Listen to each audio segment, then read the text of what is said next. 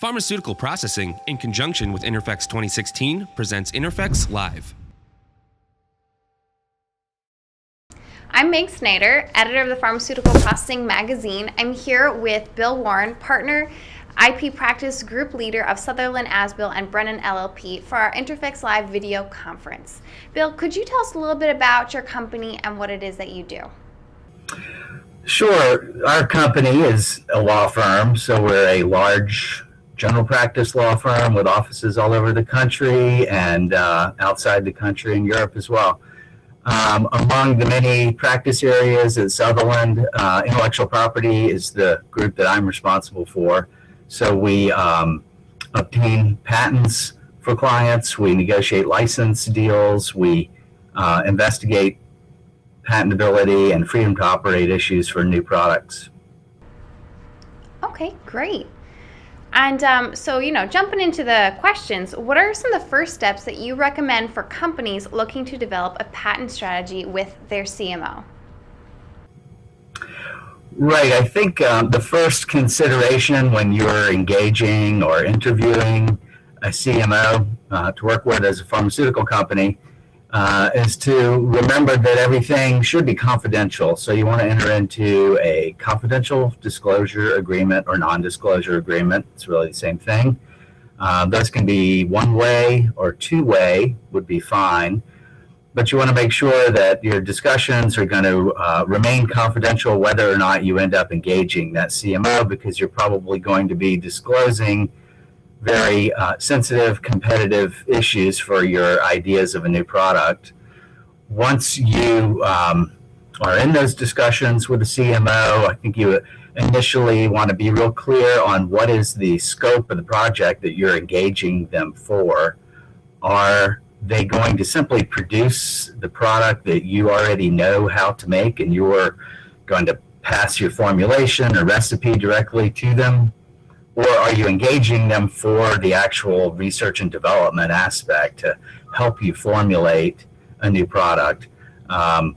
Or maybe there's a co-development, so that often there's a little bit of knowledge on both sides and you're both going to be working together to develop something new for the market.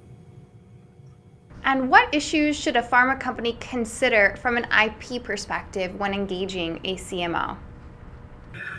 So once you've engaged that CMO from an IP perspective, the most important thing to make sure your agreement covers is who's going to own the resulting IP. So to the extent that your CMO is needed for improvements or a new formulation, then you want to make sure the results of that research, if they are patentable, are going to be owned by you, the pharmaceutical company that's engaged them to perform those services. You also want to make sure that you own any of the data that is derived from the various R&D batches and failed experiments, as well as the successful experiments along the way, because that can help to build the story of a patent application that results from the end product. So as far as the timeline, what would you say is the best time for a company to look to start patenting their products or processes, like clinical trials, commercialization? What do you recommend? The best advice is file your patents early and often. There is not a particular advantage to wait to file the patent application, particularly since a couple of years ago the law changed in the U.S. to be more commensurate with the rest of the world, and that is to award patents to the first party to file, and it's no longer a first party to invent.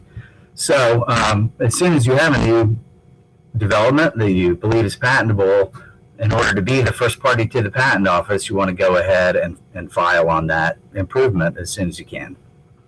And what are some of the patentable inventions that a CMO might be expected to have?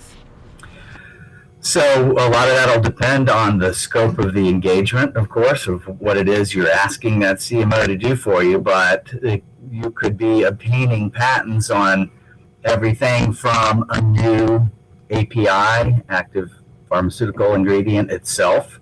If they are helping you with screening, for example, to identify the most active agent, could be derivatives of a known active ingredient, could be metabolites that your CMO is helping to identify, or enantiomers of a known molecule. Most typically, a CMO is going to help with formulations. Those improved formulations for sustained release, extended release, slow release are commonly patented, and a good way to block the competition from copying all of your R&D effort.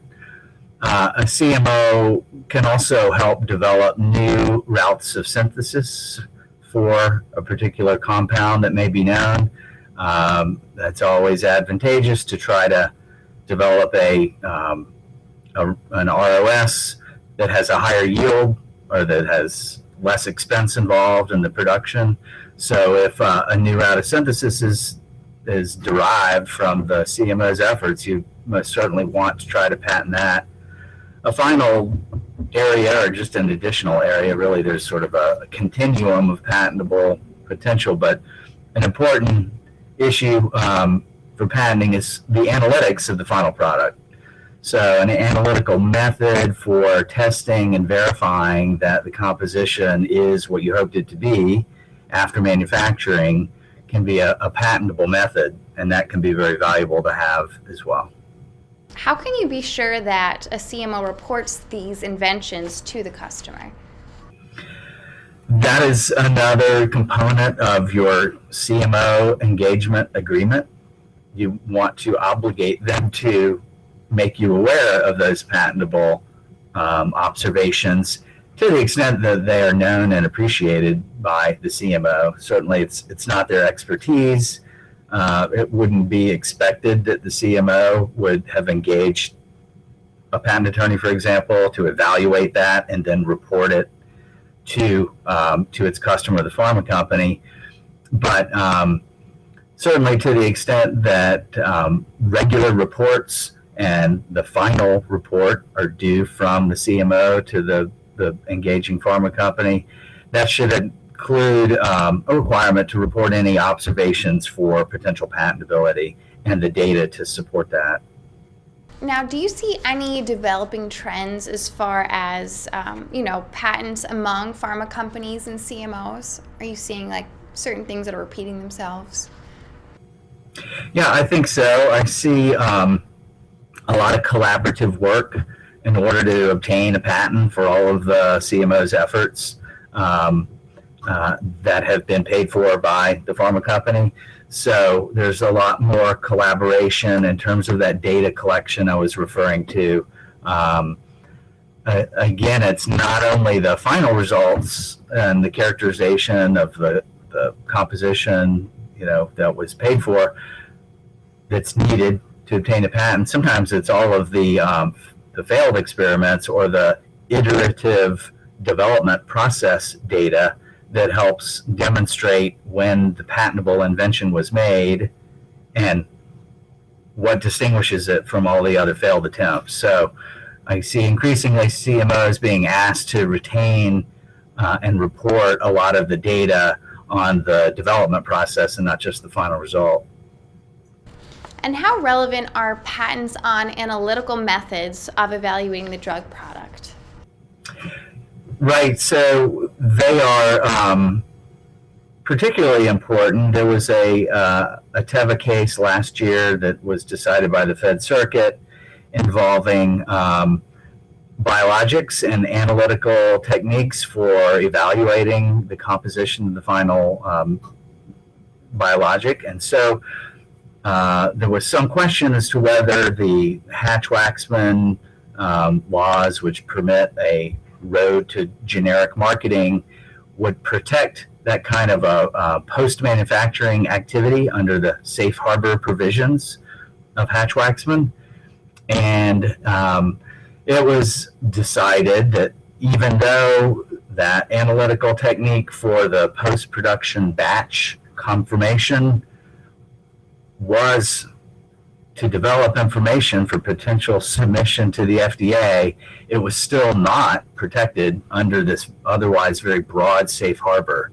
So patents on those analytical techniques of the post-manufacturing batch can be extremely valuable now because competitors which are ramping up to go to the market can be blocked even before they enter the market based on that kind of infringing activity. It's not protected under Hatch-Waxman. And, just to delve into the Hatch-Waxman, Act a little bit further, did you want to, maybe discuss how it shields pharma developers from patent infringements? I know you talked about it a little bit, but in case there... Yeah, sure. Hatch-Waxman was passed in 1984, and as I said, it created a viable pathway for generic competition to come to the market to make more competitive drug prices. Many of the aspects of Hatch-Waxman that are in place to facilitate that include the brand name's listing of the patents that it believes are protecting its product in their FDA Orange Book, and then a procedure by which a company that wants to market a generic has to certify that its products will not infringe any of those listed patents, or that those patents are invalid, or that the generic applicant will wait until those patents expire. So there's an entire system set up for establishing whether the generic competitor can enter the market. And then, of course, Hatch-Waxman establishes a system by which FDA will allow the generic to rely on the clinical data of the brand name as a shortcut for its development costs. So what about ensuring that a pharma company and the CMO are not infringing on third-party patents?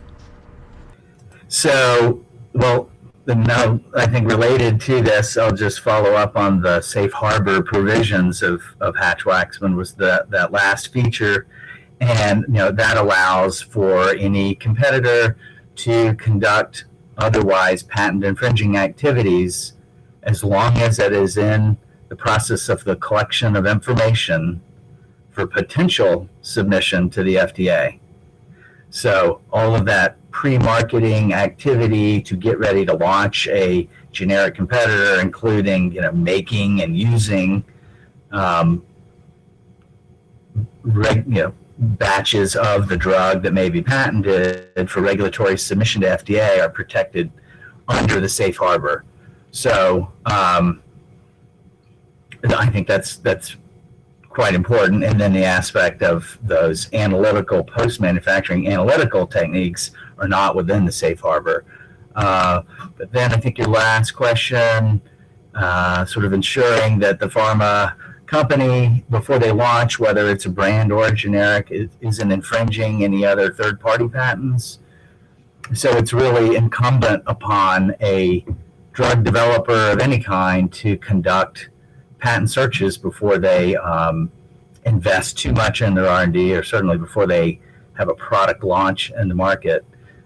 Typically, of course, a company is going to engage an attorney to do that, either an in-house attorney or patent attorney or outside counsel, to review the patent landscape based on the molecule or formulation that they're trying to bring to market.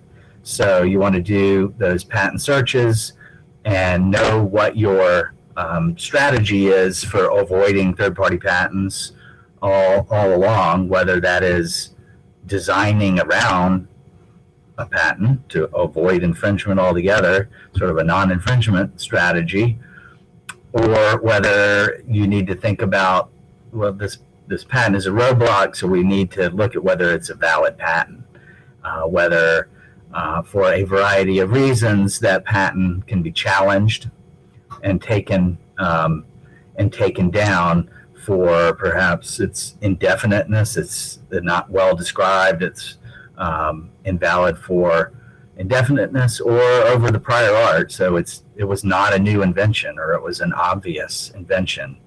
And so the patent can be challenged in court. And that's another major feature of Hatch-Waxman, of course. There's a reward of 6 months of generic exclusivity on the market for the first generic filer to successfully challenge one of the brand name patents that's listed in the Orange Book, and that's called a paragraph 4 certification. So if a generic says, well, we don't want to wait until the end of expiration of the patent because we think that patent is invalid and shouldn't be listed, the cost benefit of Hatch-Waxman provides an incentive for companies to challenge such invalid patents and gives them that 6-month market exclusivity for doing so. It sounds like it, the Hatch-Waxman engenders a high competitive side for, these different pharma companies. Is there a way for pharma companies and CMOs to kind of ensure that this, end of patent competition, trying to ensure that these patents are invalid, is there a way to kind of address that in advance? Well, absolutely. A brand company, a pharma company, really needs to be sure that it is prosecuting and filing valid patents to begin with. So they certainly don't want to, seek to obtain patents that can't withstand a challenge. So that's the first thing. There's also, as I said, usually more than one patent covering a particular drug product on the market, and those patents are filed in a relative continuum and therefore expire at different times in the future. So most typically, of course, an API, an active molecule is discovered, has some pharmaceutical activity, patents filed on that molecule itself. And as development goes further, perhaps a new route of delivery or formulation for a particular route of delivery is discovered working through a CMO or in-house development group. So 2 years later, another patent's filed on that particular formulation or method of delivery. That patent's going to expire later than the earlier filed compound patent. And then ultimately there can be new uses of the compound. So originally it was only appreciated that the compound treated one type of cancer, for example, but it was later discovered that it has a beneficial neurological effect, and a new patent could be filed on that second medical use or new indication. And all of these strategies are intended to evergreen the patent estate to protect the investment in that molecule for as long as possible. Okay. And as far as, filing for patents between pharma companies and CMO and the coordination between that, how does it compare between, pharma companies that produce drugs versus biologics? So I missed that a little bit. Sorry, I put you on the spot. How, for companies that produce like drugs versus biologics, or such as like vaccines or things like that, is the patenting process similar, different? Right, I understand. Well, of course, the process itself is the same in terms of preparing the application, prosecuting it to issuance. But of course, in biological systems, there is much more opportunity for more to file for more patents because of the complexity of the system. So there may be particular mutations in the protein that are made in order to make it more effective. Those modified proteins and modified genes are patentable. The vector system for expression, maximizing expression, can be patentable, and any cellular host system that is modified for that purpose. Then you have expression techniques. There's also a separate process for approval of both the biologics as well as the biosimilars than there is for a new drug application and a generic and application under Hatch-Waxman. Two completely separate regulatory pathways, as well as systems for the exchange of that patent information. I described a minute ago the Hatch-Waxman Paragraph 4 certification process for getting through the Orange Book listed patents for small molecules. Well, on the biologics side, there's another series of laws which are designed to dispense with or make an early determination of the patent landscape before the product goes to market. And that entire system under the Biologics Pricing Act is often called the patent dance, because the two sides go back and forth and exchange what they know about the patents that could potentially be asserted against the biosimilar manufacturer. And that is the source of a large amount of litigation right now as to how that patent dance is played out. Along the same line with biosimilars, do you have any recommendations for companies looking to, since biosimilars are so new to the U.S., for companies looking to file patents for the creation of biosimilars?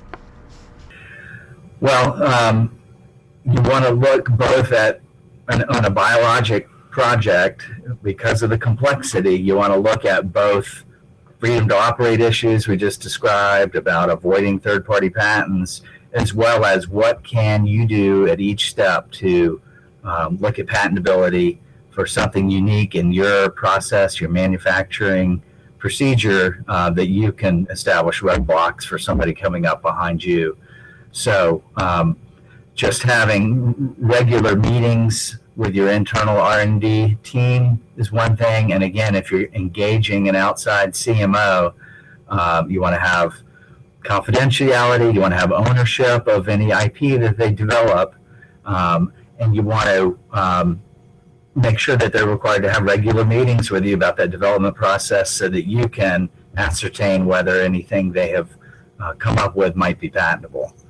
And one way to, if it's a smaller drug company engaging an outside CMO, and they are really looking at the CMO to do a substantial amount of develop, and cost is an issue, there can be a negotiation whereby the IP related to the drug product that the company is interested in bringing to market comes back to the company that's paying for the R&D, but that if there are any other uses for the platform technology developed by the CMO under the project, those could be licensed back by the CMO for use in other drug projects. That way, there's a possibility of a very good long-term benefit to the CMO, for which they could negotiate a lower cost for their service.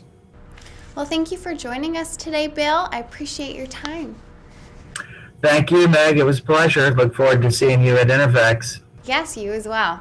Pharmaceutical Processing, in conjunction with INTERPHEX 2016, presents INTERPHEX Live.